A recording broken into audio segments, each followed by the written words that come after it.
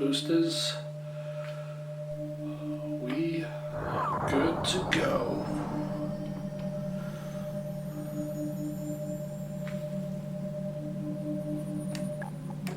We are at Mark 1. All signs stable. Proceeding to Mark 2. Ship is steady, although starting to regret having eaten those beans. Proceeding to Mark 3. Engines are overheating. Shields running on auxiliary power. And the string on the fuzzy dice has snapped. Proceeding to Mark 4.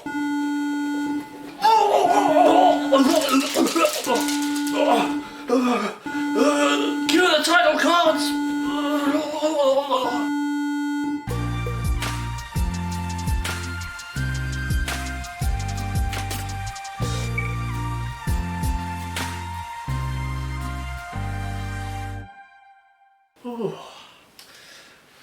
Hello friends, John the Board Game Chap here.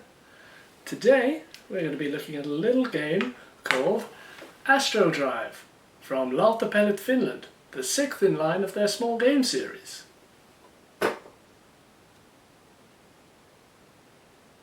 In this game you'll be competing against other pilots, trying to be the fastest in the galaxy. You'll be hitting power-ups, trying to avoid crashing into planets in your strides for glory. Let's crack it open, have a gander at how it plays, and see what I think of it.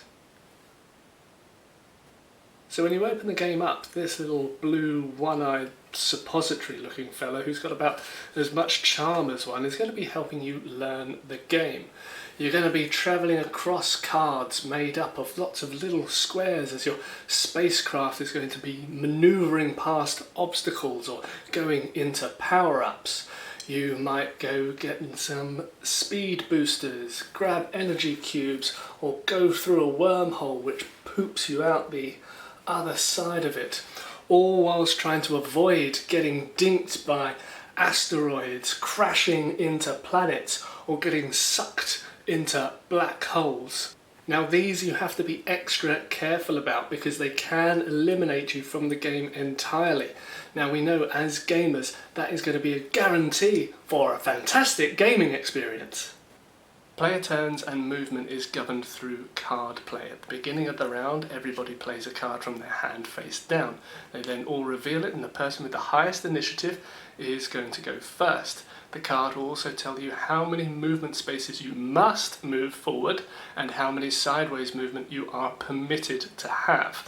Now this forward mechanic is the best part of this game because it provides a really good constraint. You have to be safe enough that when you go forwards you are not going to crash. You can't just apply the brakes at any point in the game because they don't exist. Another interesting feature are these energy cubes. Not only do they act as a defensive buffer protecting you from getting destroyed by asteroids, but on your turn you may also spend one to move either forward a couple of spaces or grant you some sideways maneuverability. That as well creates a little dilemma. Do you blast off ahead trying to use these really quickly, get ahead in the game, exposing yourself to being eliminated a lot more easily, or do you hold on to them, ensuring survival, but realising that you're going to be lagging behind? As you go further on in the race, as soon as the person in the front reaches the 5th row of a card, a new piece of track is added. Let's hope you were smart enough to save some sideways movement to prevent you from crashing into that planet that came out of nowhere all of a sudden. Whew. The winner is going to be the first person who crosses that finish line. But all you speed demons out there, you better beware, because if you cross that finish line, you've got to carry on and complete your turn. That could mean you go way past this line, draw another card, and could be meeting your maker that little bit sooner. The gameplay is mostly balanced. Rarely do you find yourselves having a runaway leader. The cards are balanced, and they all have their own little unique strengths to them. The gameplay is really simple. All you're doing on your turn is choosing a card and then moving your ship. That's all there's really to it. There are a fair few symbols that you've got to try and remember and get your head round, but the gameplay is really quick and downtime is very low. Now the game really lacks in interaction between other ships, which is where this game really falls short, unfortunately.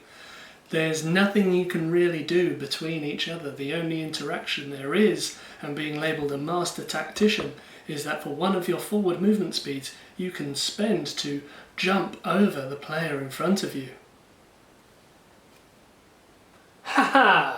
2 movement for the price of 1.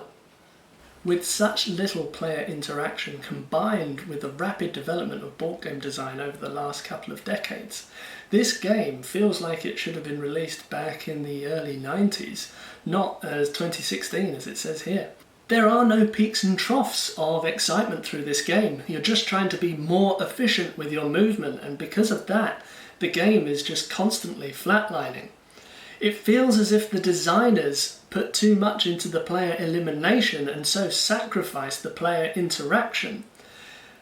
However, though, they were still worried about players being eliminated too early from the game, as the obstacles themselves are just too easy to dodge. So instead, maybe it's time for one of these. Objection! The first thing that we're going to do is remove player elimination almost entirely from the game. Nobody likes to be eliminated. It spoils the gaming experience for everybody involved. But we are going to keep it for one situation, and that is going to be at the end of the game. When that player crosses the finish line, they could still be destroyed. There's nothing better than witnessing a player who's so overconfident that they blast all the way through the course, only to be delivered a fatal blow right at the very end, and thus doing their best Boris Grishenko impersonation. Once you've scrapped that, now we can actually bring some player interaction into the game. Rather than just being able to jump over another ship, why not be able to shove each other sideways? What's more satisfying and twattish than being able to shove your friend down a black hole or crash into a planet? Rather than then eliminating them from the game, in Mario Kart fashion, we fish them up, send them back about 4 spaces, job done. Now we are talking. No, we are actually talking to one another. The whole point of gaming is being able to socially interact with each other and actually have a conversation.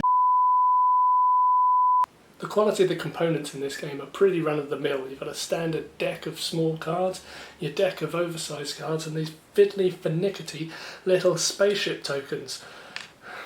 Other than them resembling something that your grandma has to take every morning, they're complete pains in the Their shape of triangles and them being wafer thin make it practically impossible to be able to move them on the board without moving the track all over the place or letting them slip out of your grasp. That, and thematically as well, really helps you to imagine that you are a pilot of a spaceship. The art is hardly inspiring either. It seems to be a bit of an amalgamation of an 80s video arcade game and cutting out pictures from an encyclopedia and pasting them onto a space background. It feels as well that when the artist was told to design the ships, he was just given an email with the words triangle repeated over and over again. Overall, this game is satisfactory. There are enough of these map cards here that are going to provide you with unique tracks each time you play it, and you can adjust it to however long or short you would like the game to be. The gameplay, though, is easy and fast to learn, but all in all it's just pretty sedate. If you're anything like me as well, you can be pretty bloomin' forgetful of certain things going on, like having to remember to move sideways whenever you go past a black hole, or trying to remember how many movements you've got left when you've been combining your forward and sideways movement simultaneously. If you're going to pick this game up, be sure to spruce it up with your own house rules so you can get some player interaction going on. I picked this game up on sale for £3, so I can't really complain with my purchase. I'm happy with that. However, if you are going to be spending the full £15 on a game like this, there are many better alternatives out there that are worth your money. Look, Derek, I know the last time I took one of Grandma's pills, I blacked out and I ended up in Sheffield. I'm not stupid enough to make the same mistake twice, am I?